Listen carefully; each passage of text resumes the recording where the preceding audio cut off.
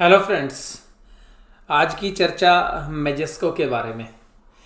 मेजेस्को वही शेयर है जिसके बारे में एक महीने पहले मैंने आपके साथ वीडियो शेयर की थी और तब मैंने आपको बताया था कि किस तरीके से अगर शेयर प्राइस के बराबर ही डिविडेंड जो है मिल रहा है तो किस तरीके से जो लोग टैक्स लाइबिलिटी नहीं रखते हैं या किसी अपने फैमिली मेम्बर्स के नाम से वो शेयर्स ले सकते हैं और जो टीडीएस मिलेगा वो आप रिफंड में क्लेम कर सकते हैं।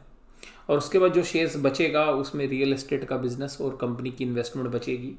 तो आज उसी कंपनी का क्वार्टरली रिजल्ट्स आया, लेकिन क्वार्टरली रिजल्ट्स आने के पहले मैं आपको कुछ और चीज़ें बताऊंगा कि देखिएगा, जहाँ पर अगर हम डिविडेंड और शेयर प्राइस की बात अगर अभी हम जोड़ के करें तो ये सब जो टोटल अगर आज आप देखेंगे तो ये करीबन करीबन जो है लाइफ टाइम हाई के जो प्राइस हैं उनके बराबर जो है बनता है। तो इसका मतलब है कि क्या मेजेस्को का शेयर जिन लोगों के पास है उनको बेचना है? नहीं, बिल्कुल नहीं बेचना है। और मैंने आपको कहा था कि जिस तरीके से जो कंपनी है नए न्यू कोर्स ऑफ एक्शन जो है लेगी वो क्या होंगे। तो अभी भी कंपनी असमंजस की स्थिति में है, लेकिन अभी भी कंपनी के पास दो चीज़ें बिल्कुल क्लियर है। एक इन्वेस्टमेंट जिसके ऊपर इंटरेस्ट या डिविडेंड इनकम कंपनी कमा रही है, जनरली अभी वो इंटरेस्ट कमा रही है।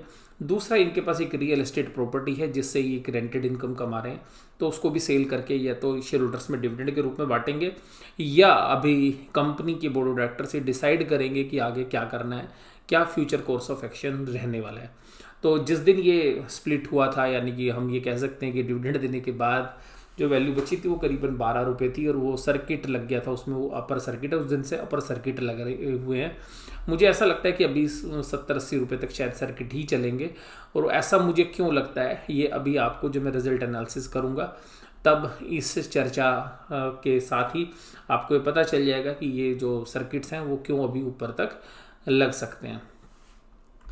देखिएगा, यहाँ पर सबसे पहली बात, आज जनवरी 18, 2021 कंपनी ने सुबह 9:10 पर अपनी बोर्ड मीटिंग की, 11 बजे उसको कंक्लूड कर दिया और अपने फाइनेंशियल रिजल्ट्स जो है वो पेश किए। अब आप सोच रहे होंगे कि फाइनेंशियल रिजल्ट्स क्या पेश किए, तो फाइनेंशियल रिजल्ट्स में क्या खास है। तो फाइनेंशियल रिजल्ट्स में देखिएगा बिजनेस नहीं है, बिजनेस तो ये सेल कर चुके हैं। तो जो ये सॉफ्टवेयर कंपनी जो इंश्योरेंस के लिए जो है बैकएंड देती थी, तो वो तो इन्होंने यूएस की जो एक कंपनी है उसको सेल कर दिया, जिसके बदले में जो पैसा आया था वो आपको डिविडेंड के रूप में शेयर होल्डर्स को मिल गया। और इसके अलावा कंपनी ने कुछ बायबैक भी किए थे शेयर्स। अब देखिएगा, ये जो रिजल्ट्स आए हैं मैं इनकी चर्चा आपके साथ करूं तो देखिएगा, सबसे पहली बात है कि दिसंबर 31 के क्वार्टर के अंदर आया क्या है। आया है, ये जो फिगर्स हैं ये पहली बात तो लैक्स में आ गई हैं, क्योंकि अब कंपनी छोटी हो गई है तो आप समझ ही सकते हैं। तो ये 4.97 करोड़ रुपीज़ इनके रेवेन्यू फ्रॉम ऑपरेशन आए हैं, क्योंकि कंपनी ने अपने मेमोरेंडम ऑफ एसोसिएशन में प्रॉपर्टीज़ जो हैं उसको मेन बिजनेस बना लिया था। तो उस वजह से आप ये देखिएगा 4.97 करोड़ रुपीज़ जो आए इनके पास रेंट उस प्रॉपर्टी का इस क्वार्टर के अंदर, वो इनकी रेवेन्यू फ्रॉम ऑपरेशन है। उसके अलावा इनके पास 33 करोड़ रुपीस इंटरेस्ट की इनकम है, 33.44, यानी कि जो मिसलेनियस इनकम है। तो अभी भी देखिएगा कंपनी बैठे बैठाए भी 38 करोड़ रुपीस कमा सकती है एक क्वार्टर के अंदर। उसमें से कुछ खर्चे करती है कंपनी, वो खर्चे कुल मिलाकर कितने खर्चे हैं? 4 करोड़ के। तो 4 करोड़ रुपए का खर्चा करने के बाद कंपनी के पास जो वैल्यू बचती है, क्योंकि इस बार एक एक्सेप्शनल आइटम भी था तो एक्सेप्शनल आइटम को हम छोड़ दें तो बाकी पैसा कंपनी के पास प्रॉफिट के रूप में बचता है। तो ये जो प्रॉफिट है सब कुछ कर कराने के बाद जो है कंपनी के पास टैक्स देने के बाद ये 27.77 करोड़ रुपीज़ जो है लगभग बनते हैं। तो करीबन 27.5 करोड़ रुपए कंपनी एक क्वार्टर में अभी भी कमा रही है।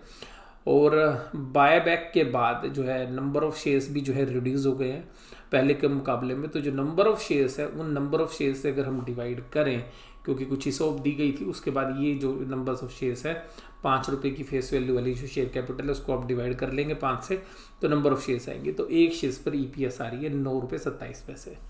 तो आप ये समझिएगा कि अगर स्टॉक मार्केट में 9.27 रुपये वाली कंपनी जो आपको एक कॉन्स्टेंट अर्निंग देती रहेगी, तो आप इसको 10 से मल्टीप्लाई करेंगे, 10 की पी रेशियो, तो 9.27 रुपीज़ अभी तक भी जो है मुझे लगता है कि ये प्राइस इसके होने चाहिए।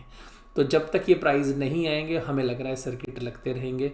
और इसी तरीके से मैंने आपके साथ एक और चर्चा करनी है, वो ये कि अगर कल को कंपनी के पास जो पैसा पड़ा हुआ है, अगर कंपनी किसी दूसरी आईटी कंपनी में निवेश कर देती है, किसी दूसरे आईटी कंपनी को खरीद लेती है जो कि नॉन कम्पिटिटिव क्लोज में नहीं होता है, यानी कि जो इंश्योरेंस के अंदर जो बिजनेस है उनके अलावा अगर किसी अन्य प्रकार से ये निवेश करती है, या ऐसा भी हो सकता है कि जो पैसा बचा हुआ है इसी से कंपनी अपना रियल एस्टेट बिजनेस स्टार्ट कर दे, या कुछ और रियल एस्टेट्स की कुछ प्रॉपर्टीज़ और ले ले, तो ऐसा अगर होता है तो इस कंपनी का डायमेंशन जो है अभी भी बदल सकता है। लेकिन कंपनी की मैनेजमेंट कह रही है कि अगर जब तक बोर्ड ऑफ डायरेक्टर्स एक्शंस नहीं लेंगे तो हम यही प्लान कर रहे हैं कि किस तरीके से इस पैसे को डिस्पोज ऑफ किया जाए। तो देखिएगा आज जो डिस्क्लोजर्स हैं उसमें क्या लिखा है। Fariz Kazmi MD Majesco limited, this has been extremely busy quarter for completion of share buyback, जो बायबैक किया और एक बढ़िया बेहतरीन डिविडेंड आपको दिया गया।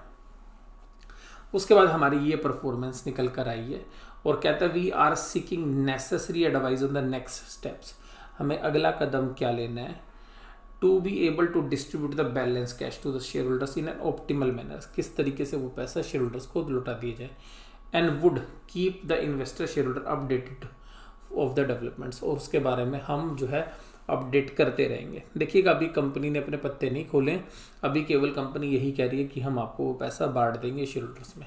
अगर ये बांटा भी जाता है तब भी आप समझिएगा, आप ये समझ लीजिए प्रॉपर्टी आपके पास होती और आप किराए पे उठा रखी होती, या आपने ये पैसा जो है बैंक में जमा किया होता और आपको इंटरेस्ट मिल रहा होता, तो उसी तरीके से आपको मिल रहा है, बस थोड़ा सा टैक्स लायबिलिटी आपकी थोड़ी बड़ी हुई है। तो आप ये समझिएगा कि कंपनी भी वही काम कर रही है कि वो उस प्रॉपर्टीज़ को, ये इन्वेस्टमेंट को लगाए हुई है, उसका पैसा रिकवर कर रही है और आपको डिविडेंड के रूप में बांटती रहेगी।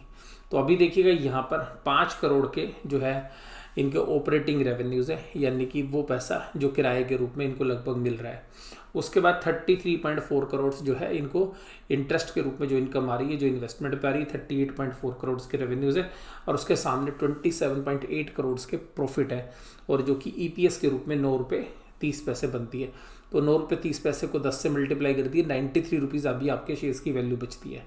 तो मैंने आपके साथ यही चर्चा की थी कि अगर आपके पास ये 93 रुपीज़, तो ये शेयर्स की वैल्यू हो ही जाएगी, ये आपने बेचना नहीं है जब तक सर्किट टू सर्किट ये लग रहे हैं, और यही चर्चा मैंने आपके साथ पहले भी की थी।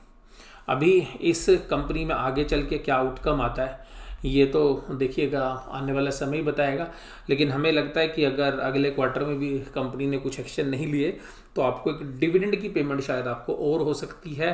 हालांकि वो डिविडेंड उतना बड़ा नहीं होगा जो पहले वो दिया था, लेकिन EPS का जो भी अभी अर्निंग पर शेयर आप देख रहे हैं, इसका 40% 50% तक पैसा जो है आपको डिविडेंड के रूप में कंपनी देती रहे, जब तक कि फाइनल इस बिज़नेस को या तो जो है पूरा ही क्लोज डाउन ना कर दिया जाए, कंपनी को लिक्विडेट ना कर दिया जाए, या हो सकता है कि कंपनी कोई नया कोर्स ऑफ एक्शन भी ले सकती है। तो अभी जो कंपनी के MD हैं उन्होंने अभी सारे पत्ते नहीं खोले, बट चांसेस ये है कि कंपनी बांटने का प्लान कर रही है ज़्यादा, लेकिन देखिएगा बिजनेस अपॉर्चुनिटीज़ कहीं पर भी मिलेगी तो मैनेजमेंट शिफ्ट कर सकती है, इसमें भी कोई दो राय नहीं है। और तब तक रियल एस्टेट प्रॉपर्टी का किराया और जो इन्वेस्टमेंट्स है उस इन्वेस्टमेंट के ऊपर जो इंटरेस्ट है वो आप एंजॉय करते रहिए, इन्वेस्टमेंट की आपकी अर्निंग बढ़ती जाएगी, तो आपको डिविडेंड तो लगातार मिलते ही रहेंगे। हालांकि अभी कंपनी कोई भी ऑपरेशनल बिजनेस नहीं कर रही है। तो अभी इस चर्चा को यहीं पे समाप्त करते हैं। वीडियो आपको कैसी लगी जरूर से जरूर आप मुझे बताइएगा। वीडियो देखने के लिए धन्यवाद। Thank you very much.